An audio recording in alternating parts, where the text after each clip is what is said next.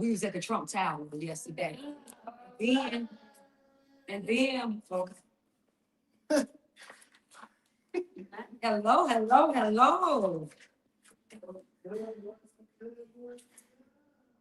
Let me go share this to my platform, you know that we're live. Okay. Okay. First of all, happy Valentine's Day. Yes, yes. I got some flowers and stuff, but y'all can't see it, but y'all see it when I show y'all later. Yeah. Okay. Oh, yeah. Yeah, Oh, yeah. Thank you. I hope the guys are taking the women out to some great places. And Red Lobster and Longhorn, you still can take them there too. Outback, get to Outback is good. Longhorn is really good. They're better than STK. Don't be bougie. Don't be bougie, so you ain't got it. And Trader Joe's got good prices on flowers too. All right.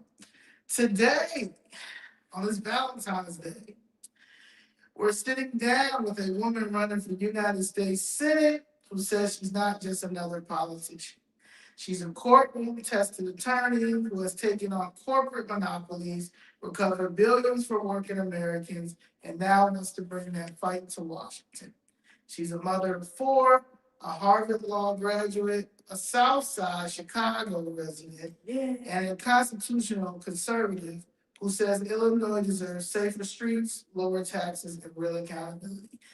Jeannie Evans, welcome to Chicago First Red. Thank you so much for having me. It's great to be here. Yes. Danny here. What up, Danny? Danny in the house. How you doing, Danny? Thank you. You too. Chuck. Yes. Chuck. Here, working. This is our life right now.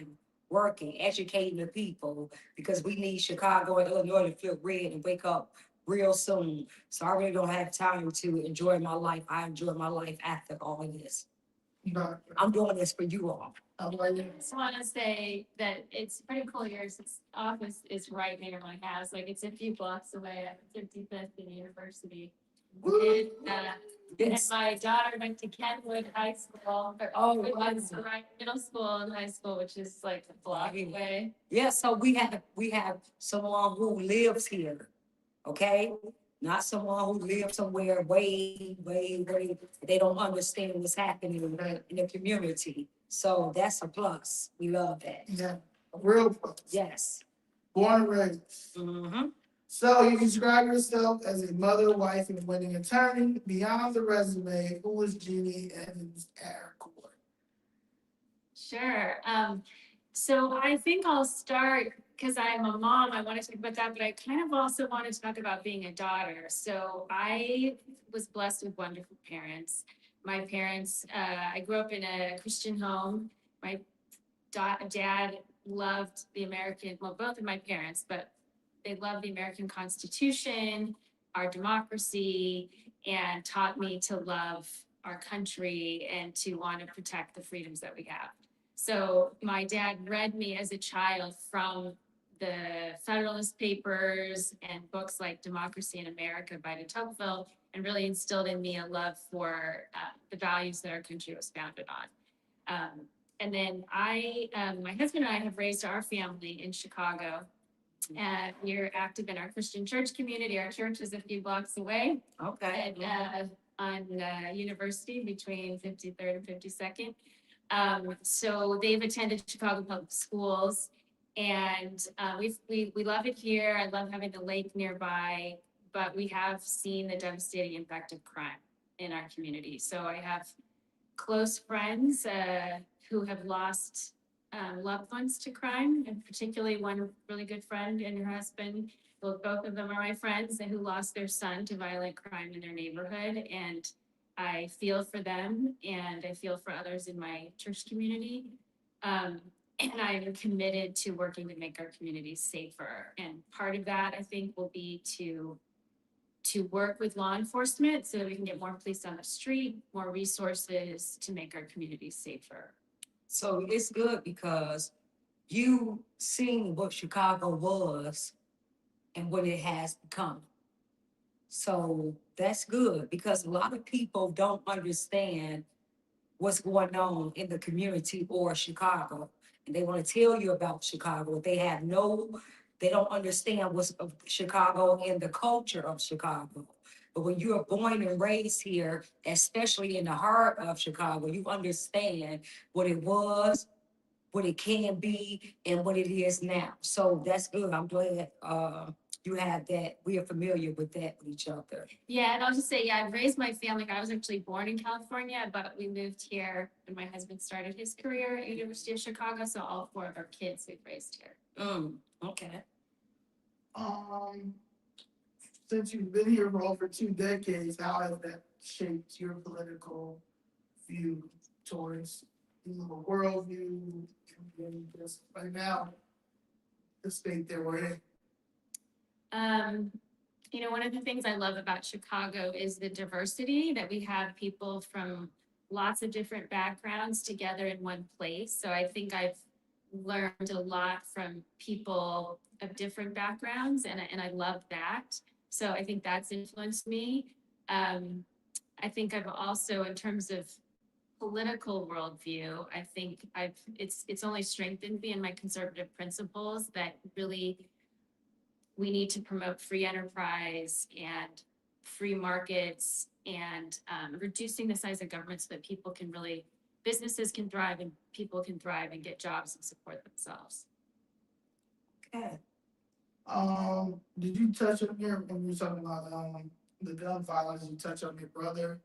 Yeah. So yeah, the other part of my background is that when I was 19 and my brother was 21, so I should say I have three brothers, but my oldest brother, David, who, when he was 21, he was killed as an innocent victim of drug and gun violence. And so that's something that was very hard for me and my family to deal with. And it's something I'm always sad about, and I always remember him. And so I know how hard it is to lose a loved one. So when I know others in my community who lose a family member, I can relate to that, and I feel, that I mourn with those that mourn, and I really want to make things better so other people don't have to experience those kind of tragic losses.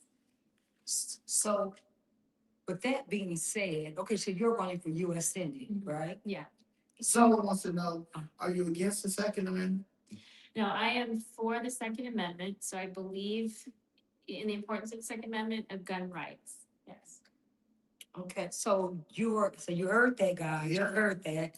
All right, so you are running for U.S. Senate. Can you tell us why and why now? Why did you decide to run for U.S. Senate and why now? Yeah. There are a lot of issues I care about. I think local government is really important. State government is really important. I'm particularly interested in federal government. I think there are so many important issues facing our country. So along with this, state issues at the federal level, we also need to be working on the same things. So the federal government can help and cooperate with the state. We know that the current President Trump, he does want to help reduce crime in communities across the country, including Chicago. So I think it's important for state government officials to want to cooperate with the president and want to take advantage of those resources that he's offering. So we have a president who wants to help clean up crime in Chicago, and our government leaders in Illinois are pushing back. They're not accepting help. They're oppositional, and we could get these benefits, and leaders are not accepting them. I would be wanting to work with the president, cooperate with the president, take any kind of resources and funding that he wants to give, any kind of pilot programs to make our communities safe. I know people on the south side of Chicago want their communities safe, and they're ready to take whatever resources the federal government would give us. So I would be pushing for cooperation and accepting of that. So I care about crime. I also care about strengthening our economy here in Illinois and across the country. So I think too often Democrat leadership, they want to pass so many regulations that it just strangles businesses, and businesses either go out of business or they leave the state, and then we're left with less jobs and a weaker economy in Illinois. So that same thing happens nationally. Under President Biden, the government passed like 12,000 new regulations on businesses. And those just make it much harder for businesses to grow and hire people and create opportunities. So I think the Trump administration is trying to peel back on those regulations so that governments have a better chance so that businesses have a better chance to succeed. And they create jobs. They are the engine of the economy. So I want to support all that. Yeah. You know what? Let me just stop right now first, because you know what I looked at some of the comments on our page, and when you're, a lot of times we're not politically educated, period. So we don't even know the roles of our elected officials. Mhm. Can you just really break down the role of a U.S. senator and how important that is? What would your role be about, whatever issues we have, whatever? Just what is your role as a U.S. senator? Yeah, so, a lot of our elected officials that have really important jobs are like city council, making regulations for the city of Chicago, the state legislature, making laws for the state, our governors focused on our state. But the U.S. senator, I would be in part of federal Congress. Most of the legislation is federal. So working on the federal budget, passing a federal budget, trying to balance the budget at the federal level. Also dealing with foreign policy, so being involved in decisions related to are we going to continue, or what is our role in terms of stopping aggression by Russia to protect Ukraine and kind of maintain a world order where there's not as much war and aggression. So foreign policy, there's a lot of things the federal government does. So there's a federal infrastructure bill, just like in the state of Illinois, we have state infrastructure, roads and water systems. At the federal level, there's funding for infrastructure across the country. Some other bills that the federal government has passed, federal Congress has passed, like the Chips and Sciences bill, which kind of funds continued research in science so that we can maintain our leadership in the world in terms of science, development, innovation, technology.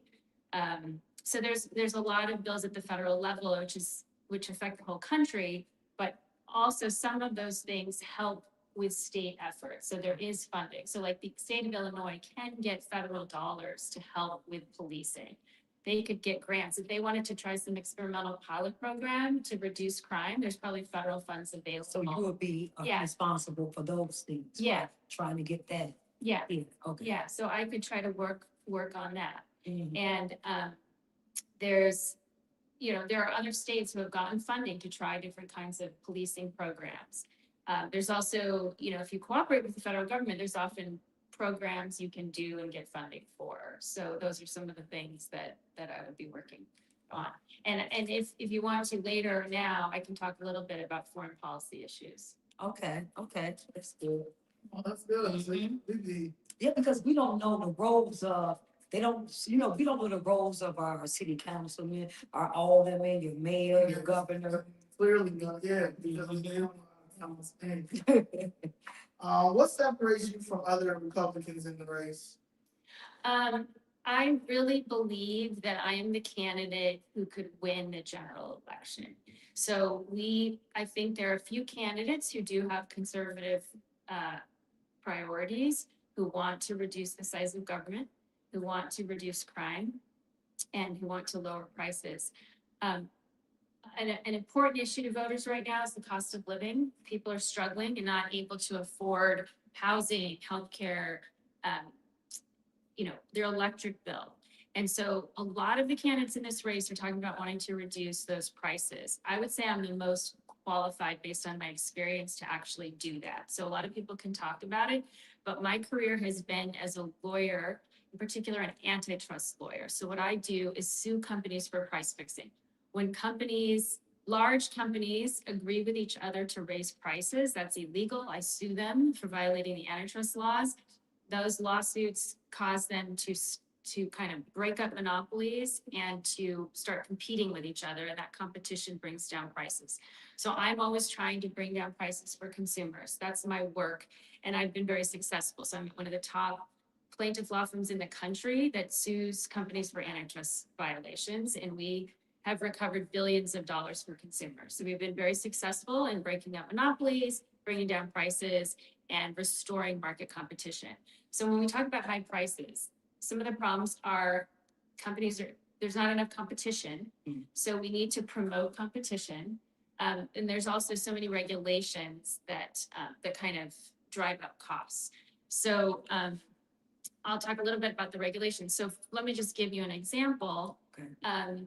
There's a law that was passed under the Biden administration that changed the requirements for the kind of refrigeration that grocery stores use. Like there's kind of Freon. So anyway, under the new requirements, it's costly to comply. All these grocery stores have to change their refrigeration to be able to comply. Those costs have increased the price of groceries by 1%. And if you add up 12,000 regulations, there's lots of increases in prices. So if we start to remove some of those regulatory requirements, prices will go down. Also, as we remove regulations, more businesses can succeed and we have more businesses. If you have more businesses, there's more competition, that also lowers prices. So that's something that I feel uniquely qualified to work on, is to restore competition to bring down prices and to remove government regulations to bring down prices. That's good. Let the free market do what it do. Yeah, Yeah, that's what it is. That's great. because if you have a business, like let me give you another example of regulation. Small businesses, and large businesses, all businesses have to file certain tax forms 4 times a year. It's just a big pain, and it takes time, which takes money for businesses to have to comply. Like I didn't have a business, but I just hired a nanny to help take care of my children while I worked. And for me, it was just, a hassle to have to do that 4 times a year. It could be 1 time a year. So that's a little thing, but it's just one example of how you can simplify things to make it easier for people and for businesses. Okay. So if elected, what would you do? What would you do in the first 100 days of being elected? I think I'm very interested in peeling back regulations. So I'd be looking at what are the regulations that are making it hard for businesses to succeed. Let's remove those so that businesses can thrive and create jobs. So that's one thing I'd be doing. I also think it is very important to balance the budget. So we, at the federal level and at the state level, we've been running deficits, spending more money than we have, and that's not sustainable. So it's to the point where our interest payments on that debt are so high that we don't have enough money to spend on the things we need. And it's just a burden on the next generation. So I think I would be looking for ways to cut back on spending so that we can balance the budget. Okay, so first 100 days, guys, you heard it. We just got to get all of Congress to get on board with working with me on that. And I think that it needs to happen, but y'all have to start protesting too. As in, like, certain things shouldn't be no going back and forth. Like with the voter ID. Right. Like it should be a strike. Like they did a poll. Yeah. Everybody in the country, Democrat, Republican, Independent, all approve that should be on a referendum. Like give us a choice. Do we still want Illinois to be a sanctuary city and a sanctuary state? Do we still want Chicago to be a sanctuary? Because Joliet's not a sanctuary city. Yeah, no, I'm with you on voter ID. I believe there should be a voter ID to be able to vote. You should be able to show proof that you are a citizen and you're entitled to vote.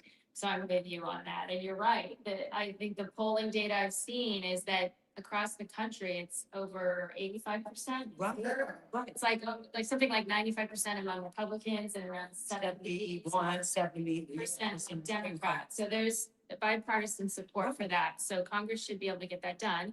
We know that the House just passed a bill to try to get voter ID. So if I'm in the Senate, I would be supporting measures to get that voter ID. Right. I'm gonna be doing CTU strikes. Right. ABT strikes.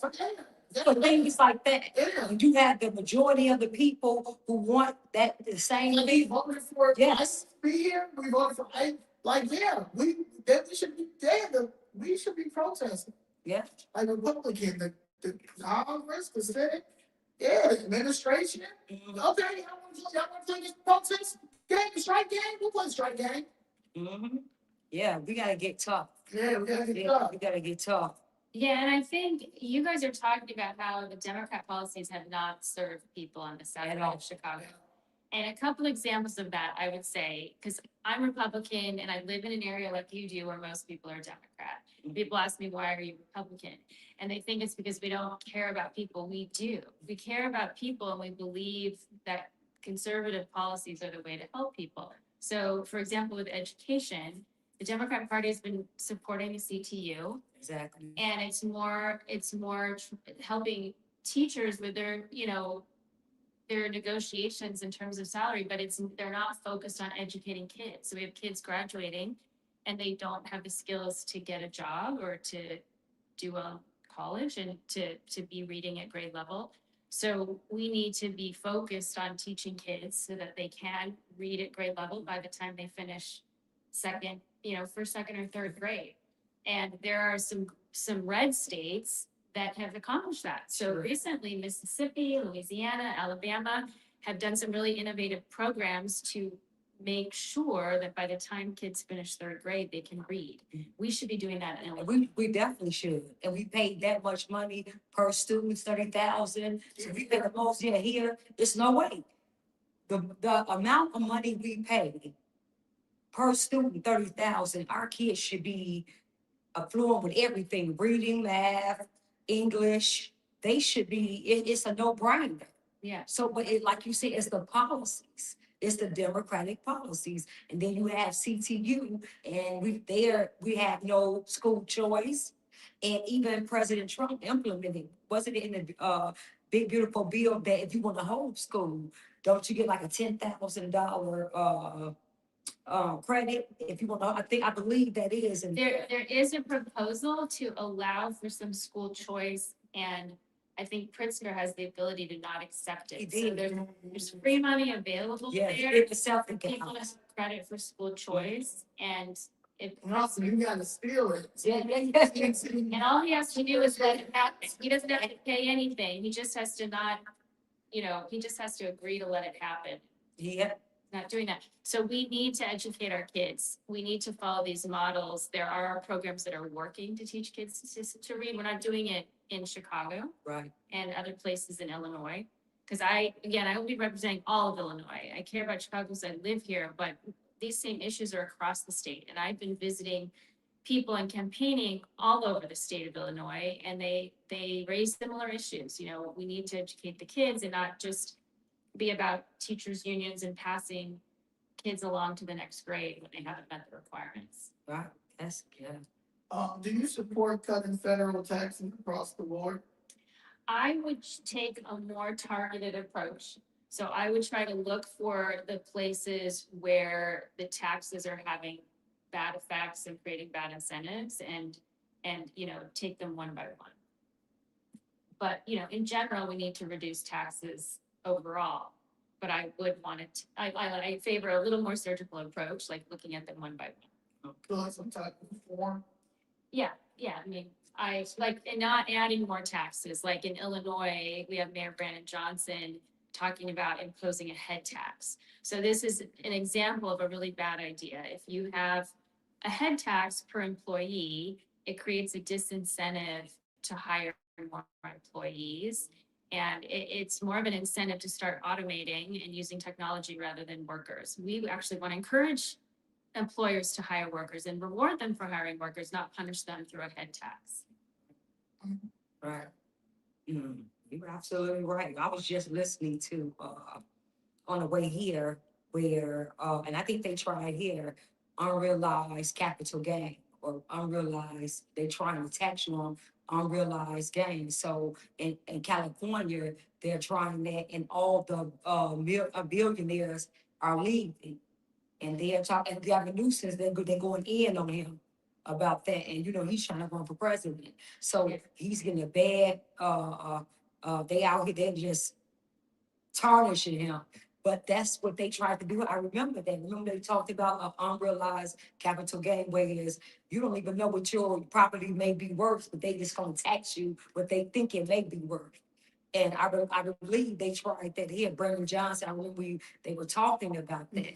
But then, so these are the things, guys, that we have to educate ourselves on, the people, especially if you have property and you own things. Every frugal person should be voting red. Right. Like if you're cheap as hell and you know you're cheap, Me, you should be voting red because they are out of control over here on the Democratic side. yeah.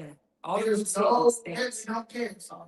Yeah, that's right. I mean, it is right. Like, if you care about poor people, disadvantaged people, you should be voting red. So for example, in California, it might sound nice to tax the billionaires, but you tax the billionaires and then they leave, like to China. They leave to Florida and then you don't have their tax base. So billionaire is paying a lot of taxes. You lose him, you lose a lot of tax revenue. You also lose the jobs that billionaire was creating. And then you're worse off. So if you're taxing everybody at a certain rate and then certain rich people you decide to tax more and they leave, you're taxing a higher rate, but you have less people you're taxing, so you end up with less money. If you keep a reasonable rate, they stay and you're taxing them a lower rate, but more people and you get more money. So I'll just give an example. Like, there might be a Democrat policy that's to protect workers, making it really hard to fire a worker. That sounds nice, it protects your job. But really what happens is if it's harder to fire a worker, then the employer is less likely to hire a worker because they're afraid.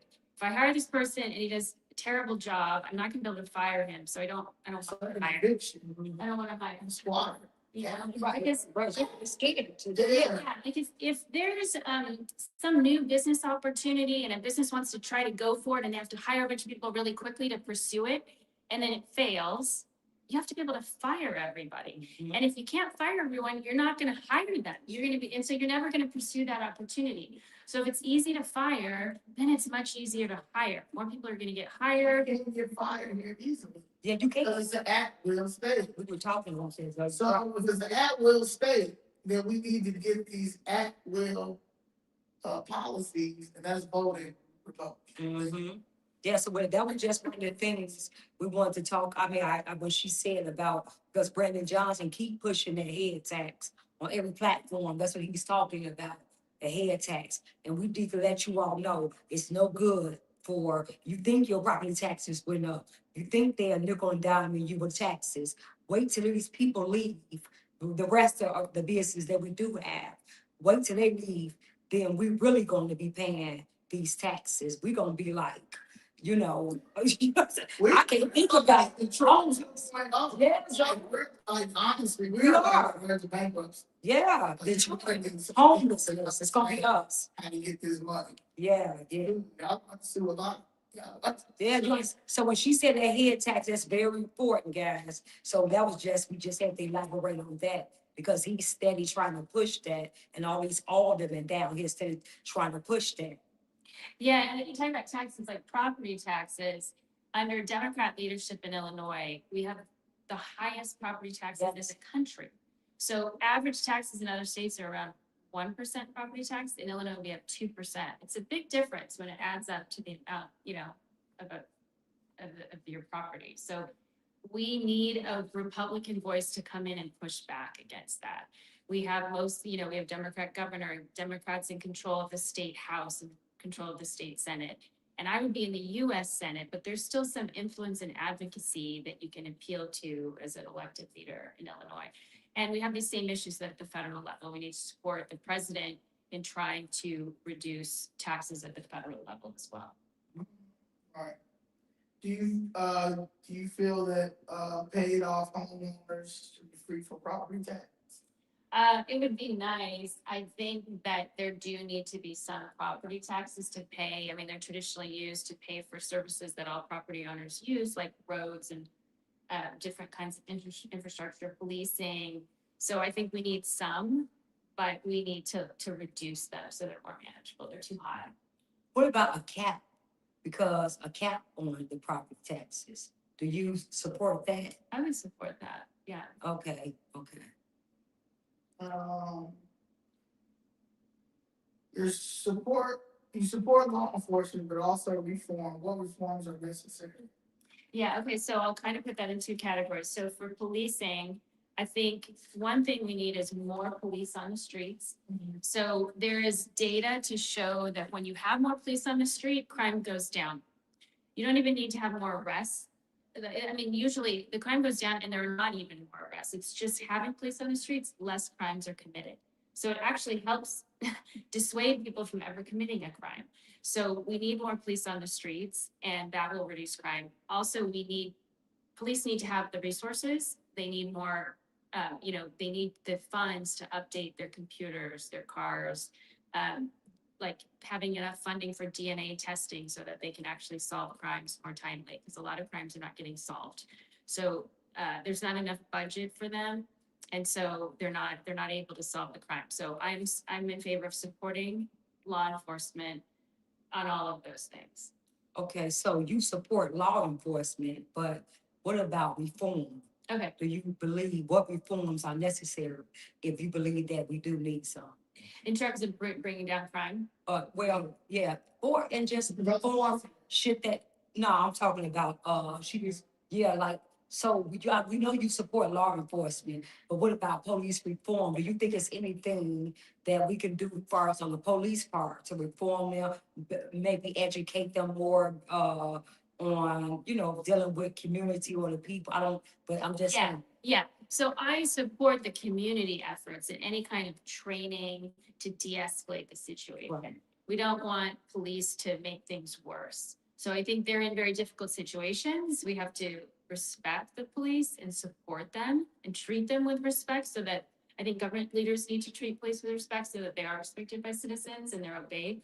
But absolutely, they should not be using excessive force. They should not be escalating situations that don't need to. So I'm in favor of the training to help them learn how to de-escalate and not bring a weapon into a situation that doesn't need a weapon. So the things like bringing in counselors and negotiators to calm things down, I think is great.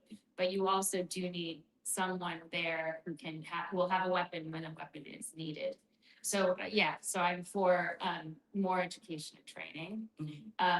But also treating the police well and funding them so that good people will want to apply. I think that more that it's a supported job, good people will want to apply and will have better, officers who are more equipped to deal with the situations that arise.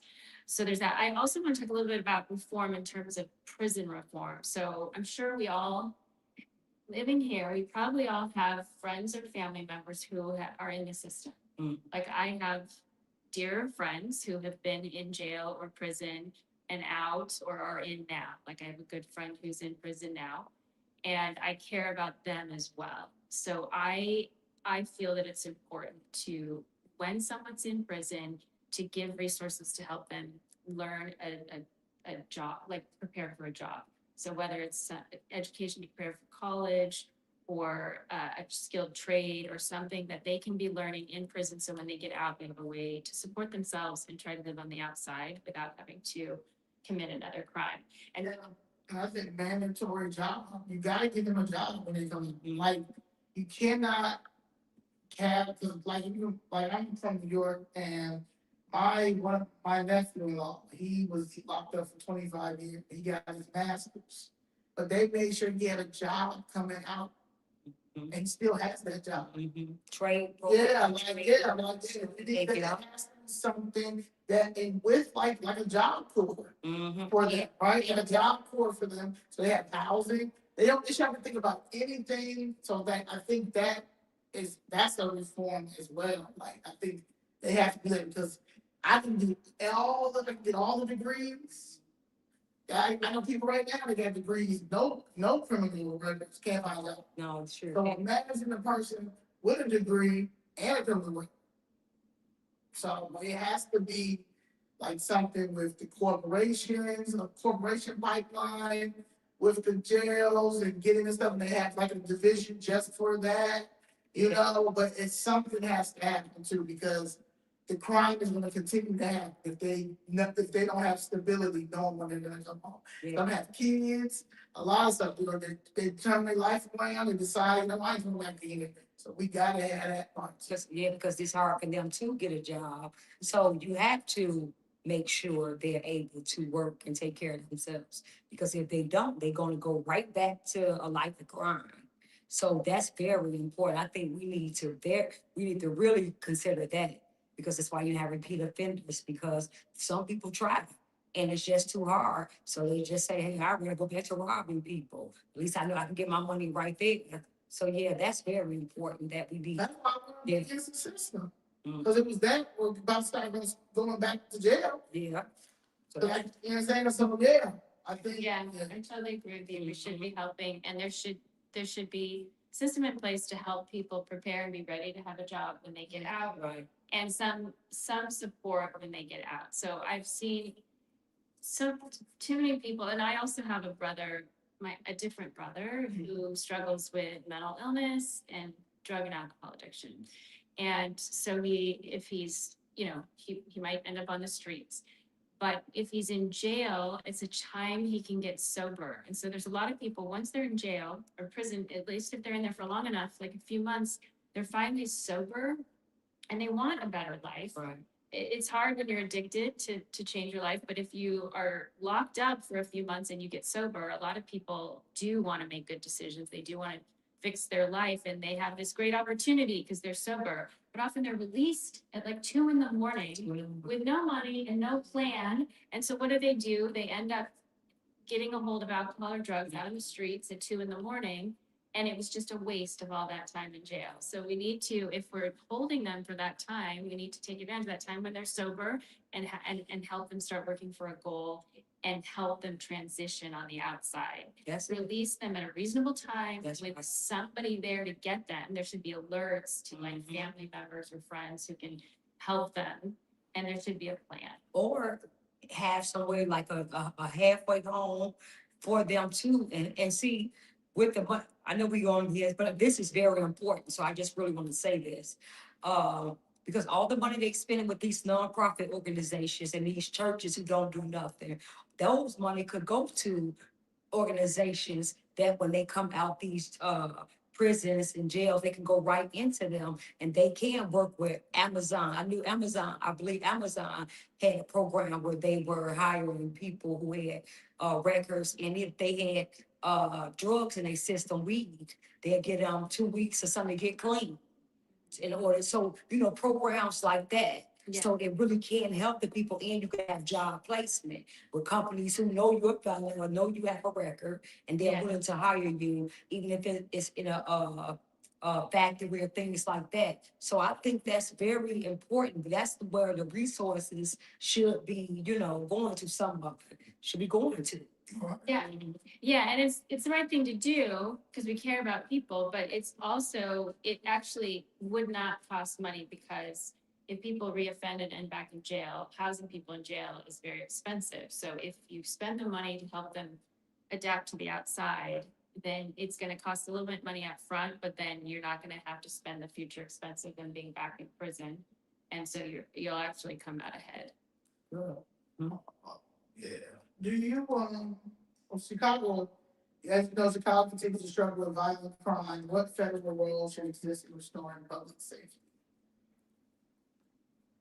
Yeah, okay, so we've talked a little about state role, that there are things Illinois can do, not just in Chicago. I just we give this as an example because that's where we are. Mhm. But there are other cities in Illinois, St. Louis, other places where they're struggling with these same issues. And so we've talked about things the state can do to reduce crime. At the federal level, there is funding available. There's also different programs that the federal government is willing to cooperate with. So in Chicago, in some cities, the government is willing to bring the National Guard to help cut crime. And I know it's controversial across the country, but the people I talk to in high crime areas, they want it. Right. Like in our community, Yeah, what I'm hearing is people want it. Like They want my kid. friends that I have on the south side of Chicago, they're like, we want whatever we can have to reduce crime here. So the federal government is ready to bring in officers, whether the National Guard or other, They want that. They want whatever will work to make their community safe. And they're upset that their Democrat leadership is not accepting the help. And in fact, I've heard a few people tell me that along with reducing crime, they would welcome the National Guard just because it's like a role model for their kids. Their kids might think about serving in the armed services or, you know, some other life path. And they'll be less likely to skip school if they see that presence on the streets. Let me just say, Zoe statements, because we speak for, a lot of Chicago. Zoe want a CFR tank. She want her own personal tank to be right here. She won't CFR on us. And you hear that, President Trump? She want a whole tank. She want a CFR army tank in front. Please give me my own set of soldiers. Make sure you're getting coffee. Make sure they're fed. So yeah, I think there can be a lot of innovation. We have right here in Chicago, the crime lab at the University of Chicago, where they're doing research and studying and innovating, trying to find ways to reduce crime. And I think federal dollars are available to help try new approaches to reducing crime. So I think we would try a lot of different things to see what works. That's it. We need help with the crime. That's one of the big factors, the main, the main, conversation that continues to come up is the crime. It's everywhere. It's everywhere. Even though they lied to you, Pritzker and Johnson want you to believe crime is down. We're so safe. We're not, guys. What is yours? Oh, and I'll just say one more thing. Zoe brought this up about talking about they need a job. I mean, one of the main things to reduce the crime, we've talked about policing, but one of the main things is just to help people get a job. And again, we're back to Republican principles of strengthening businesses, nurturing businesses to create jobs, removing the government regulations and burdensome taxes that destroy jobs. And so with Republican policies, we will create more jobs. The more jobs we have, people can support themselves. They can get married, they can have a family, they're less likely to commit crime. So jobs are really important in the, you know, in the answer to reducing crime. So, so what is your position on sanctuary city policies? That I think it's important to obey the law. So we have immigration law. This is passed by Congress. And when we have federal law, immigration policy, we do need to enforce the law. So I don't think there should be a sanctuary city policy where you're making a decision to not enforce the law in certain ways or to not work and cooperate with the federal government to enforce the law. So I think we can be grateful that the current administration, president has worked hard to secure the border and enforce the laws at the border. And that has stopped the flow. Like under the Biden administration, we had millions of people crossing illegally. And so it is important to enforce the laws. And so once we kind of keep that, keeping the border closed, then we can look at the immigration laws and figure out where we want to make changes. If we want to let more people in, or we want to let more people from certain countries, or if we want more high-skilled workers or more low-skilled workers. Like we can make those decisions, but that should be federal law and it should be enforced. We shouldn't have the situation where federal Congress passes an immigration law and then you have certain states saying, we're just not going to help enforce that law. In fact, we're going to work against the federal agents who are trying to enforce the law. That is not what we should be doing. You support school choice? Yes, I'm, as an antitrust lawyer, and someone who believes in free market economics, I think free markets are the biggest kind of engine of prosperity. So if we can just promote competition in free markets, we're gonna have more businesses, more jobs, we're gonna bring down prices, there's gonna be improved innovation. And so it's the same thing with schools. If you have more competition, your quality gets better and so in education, if there's just one school system, they don't have competition, they're not motivated to do better.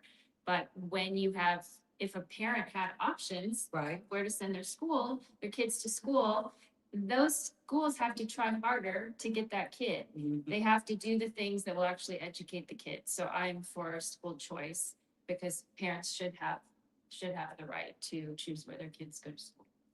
Me too. I'm for school choice too.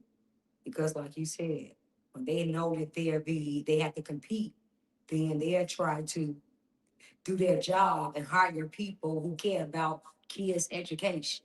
Yeah, Because they know that you have a choice to send your kid to this school or to that school or to that school. So they know that. But right now, we don't have that. So CPS is to getting all the kids, and our kids can't read. Kids can't read. But CTU is getting billions of dollars. They can protest. So yeah, I definitely support that, guys, 1,000%.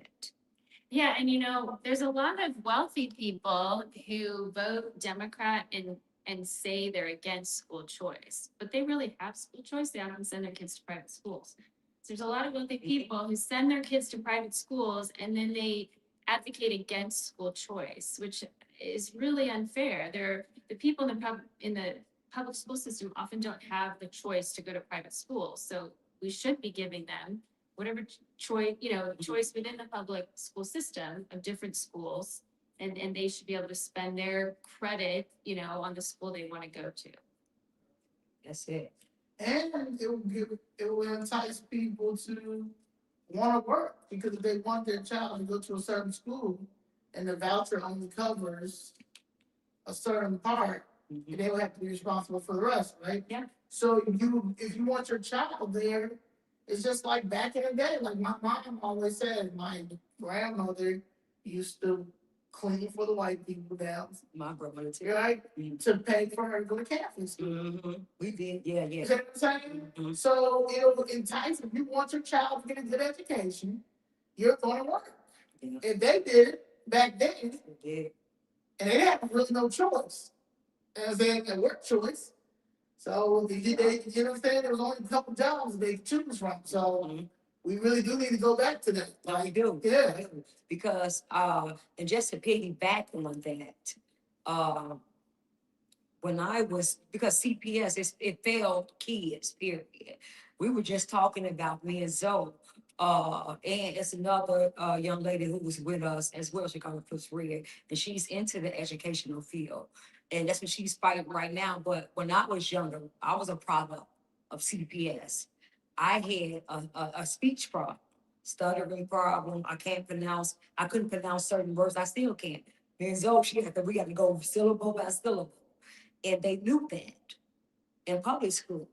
My mother told them that, but it was no help for me to get that help that I needed. So I had to go through school just figuring it out. And we don't have those options to say, hey, I want to take my kid, I want them to go there, especially if you're on a certain income. So that's what we as some citizens have to deal with. So, but if we are in a CPS school that's getting a lot of funding, it's no way you shouldn't have speech therapy classes and teachers for that. So that's a story that we are just a product of CPS failing the kids. And I was that it happened to me. So yeah, and I know a lot of people who some of my cousins can't pronounce words with S. They can't pronounce words with certain syllables. And we were all a product of CPS schools. Yeah, so I mean, that would be another example where if there was school choice, there could be certain schools that are focusing on certain issues that, kids might have certain things that they need, and there could be schools that are more focused on that. And then for other kids, it could be other schools. So I think school choice is a good answer to that. Mhm. It was a school choice, but also school homeschool. Yes, yeah, Mhm. yeah. Yep. Yeah, I admire people who homeschool. I Me too. admire people who make that time and effort to homeschool their kids. Mhm. AI is transforming jobs. What legislation do we need? That is a good question. So AI is an important topic, and I think that is another reason I'm interested in running for Senate, is that this is an important issue that's facing our country, that we need people in the Senate who will make good decisions, who will do their homework. You got to do a lot of research. You got to be talking to experts in the field with varying viewpoints to make sure we get this right. So my natural tendency is is to reduce government and to let private business innovate and do new things. So in general, I'm for letting the AI companies make decisions and do what they need to do to develop and innovate and maintain leadership of the United States in AI. But on this subject, I think there are certain guardrails that we need Yes, we do. to protect individuals in our country. So there's people at the highest levels of AI that have different perspectives. So a lot of the people coming from OpenAI, like the founders and people of that viewpoint, are wanting very little regulation. Mhm. And some of the leaders, and some of the, that's like ChatGPT, and then some of the leaders of like Anthropic have more concerns, like some of the founders and people with those views are looking for a little more regulation and guardrails to protect people. So I think there are security threats. So, you know, if you have AIs that are very capable and powerful, a bad actor could get a hold of them, they could use them to do harm, Yeah. to create some kind of bioweapon or to hack into the financial markets and take people's money. So I do think the government has to think about how we're going to protect ourselves from that. Mhm. And the answer is probably creating other AIs to police Up there, AIs. yeah. Yeah, so like if AIs are gonna be able to be bad actors and create harm, we have to have other AIs who are gonna police them. So I think we have to look at that. We have to look at any ways that AIs might threaten national security and how we're gonna protect from that.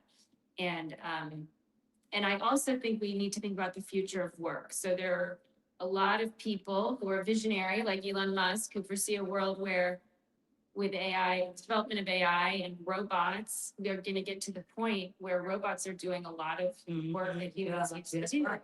And then what are humans going to do? Mhm. And so I think we just need good people. We don't know exactly what the answers are right now. You know, we don't want to regulate in advance. We want to kind of see what's happening, but we need people ready to be making the decisions to protect individuals in our country. Yes, I think that's a big thing.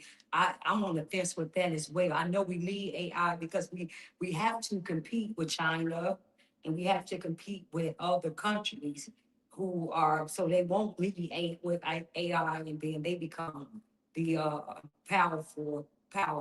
But we still, I'm really, I know that it can take with jobs, just, and we already have a problem with jobs, so you got to be very careful. But I think what President Trump is doing is very good because if you bring companies here and you get rid of the people who are illegally working and hire more Americans, you can still have that balance.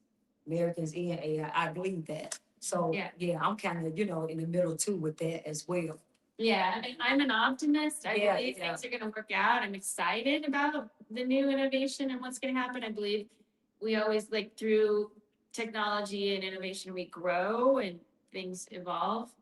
But yeah, I also think we need people ready to protect us from harms and threats that can come.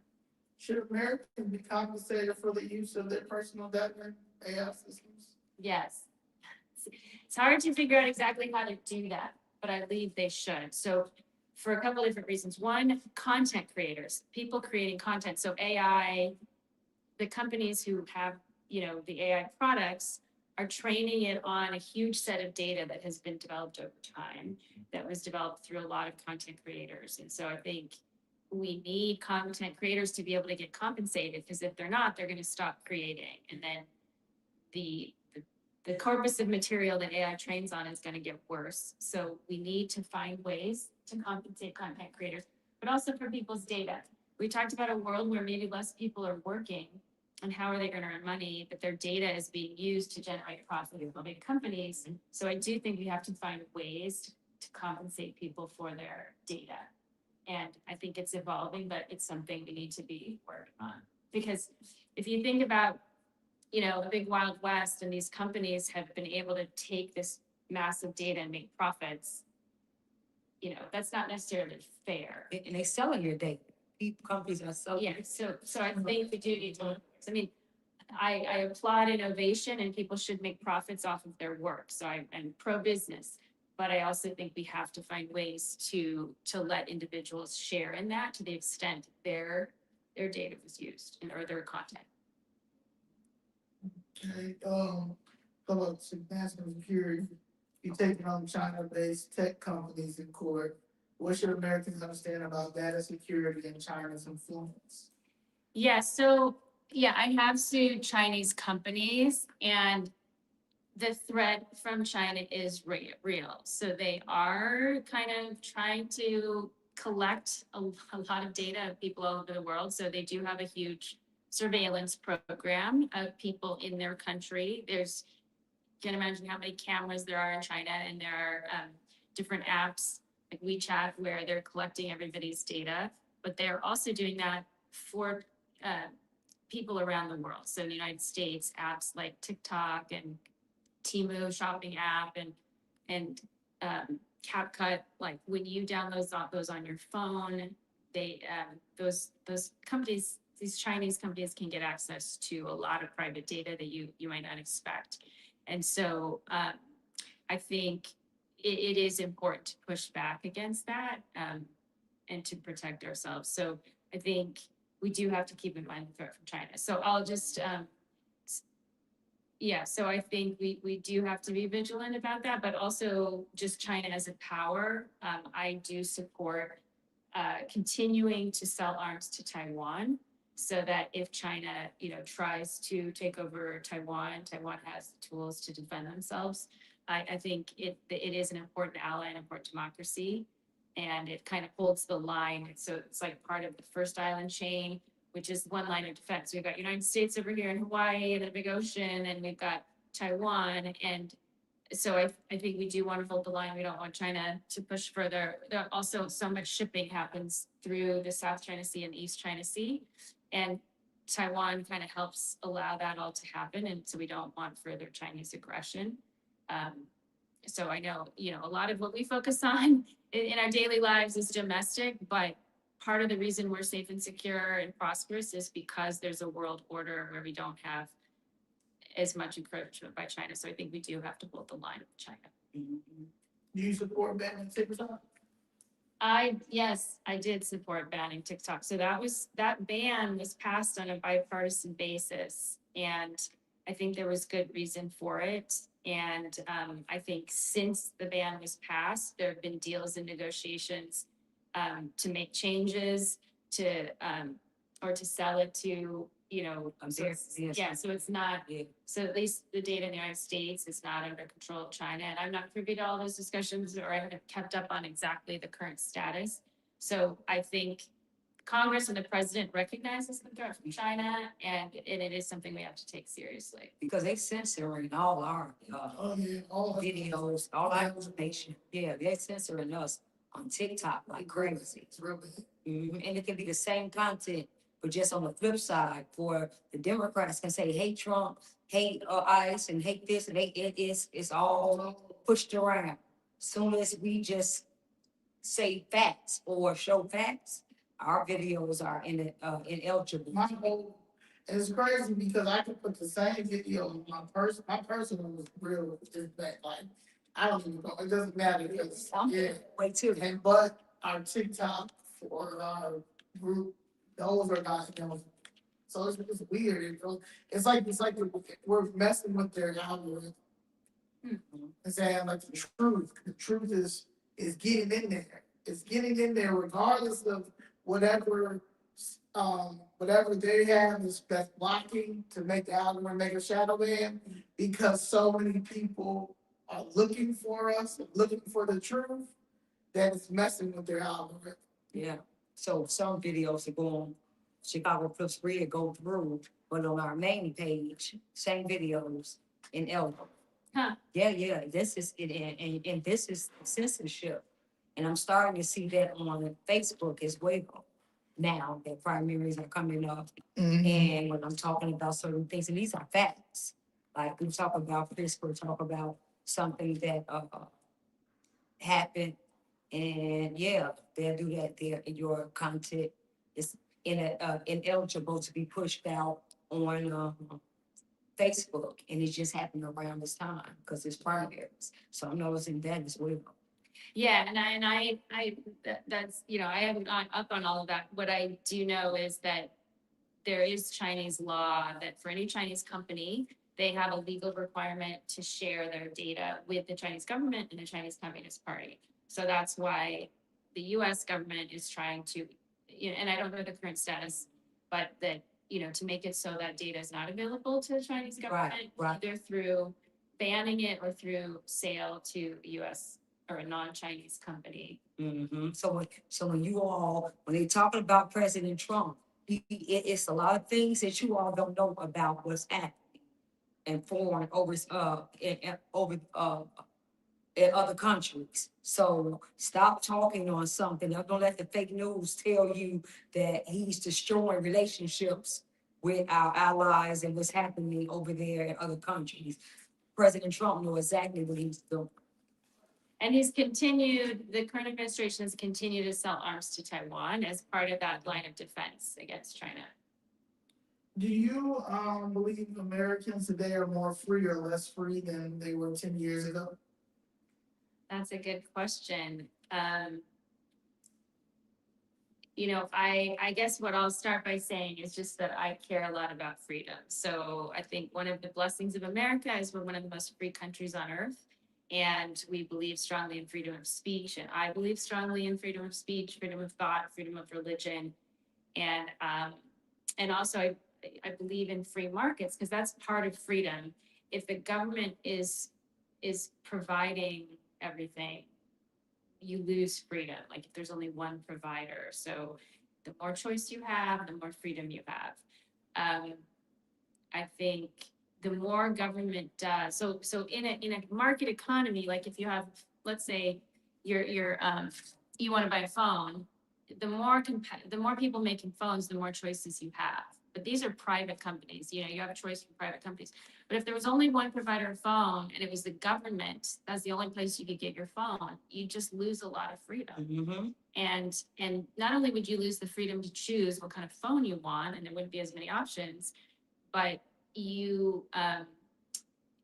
quality would go down if there's only one kind of phone. Yeah. There'd be quality go down and there wouldn't be as much innovation. So that's just kind of an example of why we don't want the government to take on too many of the tasks, because it's like a monopoly and it creates bad service and less freedom. They take your choice, like a perfect example, COVID. You don't have no choice. They the dictators. You saw they took everything. Choice. If you want to, go out, if you want to come in, take a shot. When the government controls your life, it's over with. That's it. So yeah, I believe less government, period. Yeah. Less government as possible. I don't want them to control housing. I don't want them to control the market. I don't want the government owned grocery stores, none of that. Because we see, Y'all getting some big cancer. Y'all don't know how to take care of people because y'all don't know how to take care of yourselves. So that's why nothing never works with you guys overseeing things like housing. Right. Yeah, and here I'll give an example of why under Democrat leadership housing is more expensive. So to have prices go down in housing, we need more housing. But often regulations sponsored by more people on the left, they want to have all these regulations and restrictions which make it harder to build a home. So it might be nice to have an environmental impact study, but when it takes years and it's very expensive, it becomes hard for a developer to build a home, and you have less homes. You have less homes, then the ones you have are going to cost more. It's the same. I was talking to a developer who said there was a requirement to have sprinkler systems in a house. And he said that costs more and we didn't like it, but we did it. But then, however many years later, you needed to have these AI, like, I don't know if he used the word AI or just like electronic smart technology with a sprinkler system. So there could be communication in the event of a fire. But he said, if there was an active fire, you wouldn't go in, you wouldn't actually use that communication anyway. And so it was very expensive to comply with that. And so it's like you keep adding on all these requirements. And I read, there was just something in the news a couple of days ago about how these regulations you have to comply with, account for like 35% the cost. of They a home.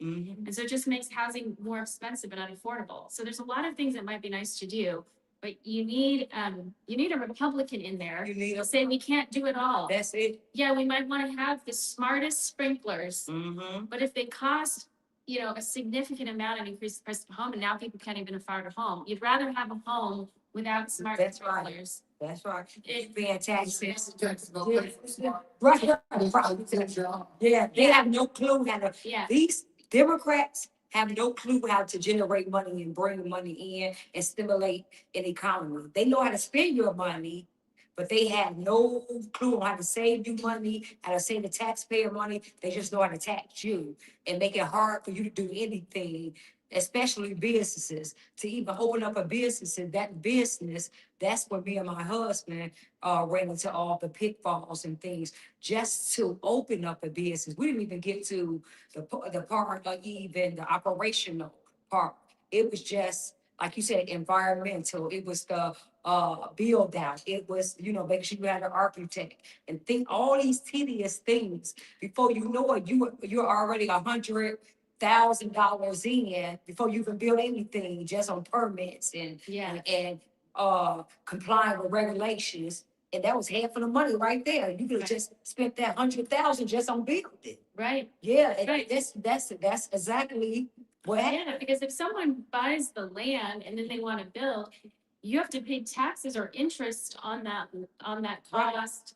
And if it took just a couple months to get approvals versus taking a year or 2 years to get approvals, you could, if you're having to pay interest and taxes for that whole time and it takes like you just, And you're not making money, so you just did you like give up. it was just a building, Yeah, and the property taxes were steady accumulating because they were lying on the taxes. You know, like they did us right now.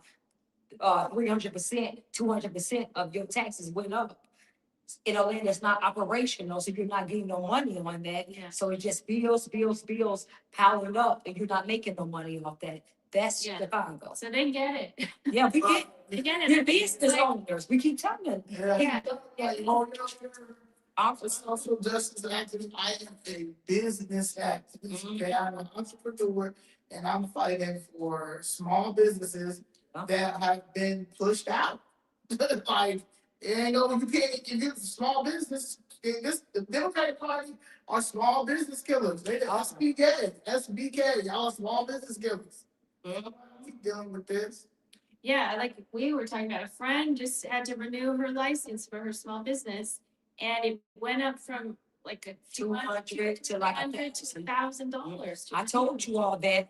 See, you better stop listening to us. When we go down to the city council, when Zoe just told you all about the with the money, when you hear Zoe talking about the money, and I told you all we was at a city council meeting, I said, look at that alternative budget, because your all of this are garbage too. The alternative budget, I said, you gotta look at it. Your business licenses and things are going up. When you pay 200, now it's 1,000.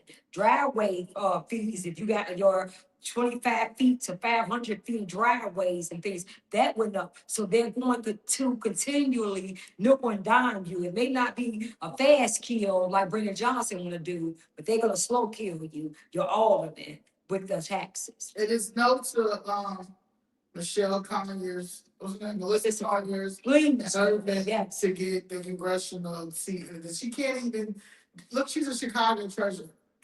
She's a Chicago treasurer. No, absolutely not. like I was just, She can't even be the Chicago treasurer. okay, she quit. Like I was telling Zoe, all my drive down here, all down 55th and all the blocks, she had like 5 signs on one block. Vote for me, vote for her. No, do not vote for her at all. At all. So sorry. Okay, so great. Okay. So the closing questions, because we know you have a Lincoln dinner. Yeah. You have to go to. So thank you for spending your Valentine's Day, and please tell your husband thank you for his borrowing for this morning. We get him a flower. Let's see. I'm gonna ask one and then I guess not. No, you and then if somebody in the in the comments just want to ask you But she something. basically Oh, they answered a lot of the questions that they had. Okay. Good. Good. Why would someone who has never voted Republican give you a chance? Okay, that let me answer that question. There's a few reasons. So we've talked a little about competition. Competition makes things better. In Illinois, we have majority Democrat rule. They are trying to, maybe they want to do good, but they're trying to have so many regulations and spend on so many programs that cost of living goes up, taxes go up, and things are unaffordable. You want a Republican to at least push back. So hopefully you agree with our policies, but at a minimum, you need two parties. You need the Republicans to balance out the Democrat. You need someone in government saying enough is enough. Like, we need to lower the burden of regulations. We need to lower the burden of taxes so that we can have businesses. We need businesses. We need jobs. You guys want jobs. And the Republican platform is going to strengthen the economy, make it so businesses want to form in Illinois, want to stay in Illinois, want to come to Illinois and create jobs, create opportunities for the people of Illinois. We want to have more market competition and bring prices down for consumers. We want to work harder to reduce crime so that people are safe and they have a safe community. So those are all things that I am going to be working really hard for you. And I have the background as an antitrust lawyer and as a mom. I have 4 kids. We've lived in Chicago. We understand the struggles, and I want to make it better for the people in my community. And I know there are communities like this all over the state who want the same things. So if is this something in closing, is it something you want to tell the audience that we didn't ask you, or you feel like it's something they should know or will want to know about you? Just that I really care. I'm going to work hard. I want to make our state stronger. I want to make our country stronger. I want to build cooperation. So I'm going to be trying to unify people to get the local government, the state government, the federal government working together for the things that we all want. And I'm not going to be like the Democrat leadership of Illinois who's fighting against the president. We're going to try to work together to bring down crime, to strengthen the economy. So I would love your vote. I'm Jeannie Evans. I'll say that again. So you remember my name, Jeannie Evans, United States Senate. Southsider. Yeah, to replace Dick Durbin. So Dick Durbin's retiring. We have an open seat. Hamilton, Duckworth, all of them. But the Durbin, we gotta get him out, Mhm. and he's actually leaving. Thank you. Thank you. Thank you Now for we got the Tammy Duckworth, we gotta get up. Yeah, she's next. Yeah, so I asked you to vote in the primary March 17th, and you can choose a Republican ballot or a Democrat ballot. I asked you to pick that Republican ballot. Look for Jeannie Evans for United States Senate. I promise I will be working for you. And you never, ever ran, Never run again. No, I'm a political outsider. I'm not part of the political machine. I am coming from the outside. I'm bringing real world experience. As a lawyer, I've been fighting powerful corporations. And I've been winning. So I'm a tough lawyer. I know how to stand up to power, and I'm gonna be standing up for you. You always want to be a lawyer? No, actually, as a kid, I think I wanted to serve in government, and I went to school and I got a law degree to help me, learn the law and have a backup if, until I was ready to run. But this is what I want to do. I want to serve my country. I want to protect our Constitution and the freedoms that we have in our country. Thank you, thank you. Listen, guys, we really, really need you all to go and pull a Republican ballot. We really do. The Democratic Party have nothing for you. We're No. gonna keep getting these recycled politicians, and they just playing musical chairs. Like Melissa was a treasurer, now she gonna go to the U.S. Senate. No, Congressional I'm sorry, congressional Senate. representative. Did you, who? I'm sorry. She's gonna be here. Okay. What's it, the 7th District U.S. Danny Davis. Oh, that's Melissa. Yeah. Okay, yeah, I'm sorry, guys. Yeah. But no, yeah, she's absolutely right. But I'm just saying, they're gonna be they just playing musical chairs with these positions, but you're gonna get the same thing, different person, same policies. So please, guys, please, And their policy right now is anti-Trump. anti-Trump, nothing else. Nothing else. Their policy is anti-Trump, and that's just not even realistic. Yeah, so please, guys, please, a Republican ballot, and no, you got Juliana Stratton going against Yeah, so- You gotta straighten out, Raja, no, Notarizer. and Kelly. So guys, those are your big, no, none of the garbage. All, they're in government right now, and what have changed? They haven't did anything for you. So don't let them tell you what they're going to do. If they would have did it, they would have done it. So don't, no. Republican ballot, please. Early vote is starting Yeah. February 12th, Miss Caroline. So, and I think you guys need to go to the polls. Just go, I want to mail nothing in. Go to the polls. But if you do mail something, you just can't get out, take a picture of it. Please. Make sure you take a picture, yeah, like, because we gonna have to do our own count too. And when you go to polls, when she, Because when you pull a Republican ballot, take that picture. When you vote, take that picture. I'm so serious. we need a vote, we need an inspector general for votes. Like an independent person who was that's, yeah, they can't vote either. Mhm. So this person cannot vote, but they need to have an inspector general for voting to take care. I mean, yeah, I'll give them a team and all that, but yeah, because this is rigged. Yes, It's, it is. yeah. So, but yeah, all right. That's that piece, y'all. Yes. Please like, share, subscribe, and I'm gonna cut some of this up because this was good. Yeah. Yeah. So. All right, guys. Happy Valentine's Day.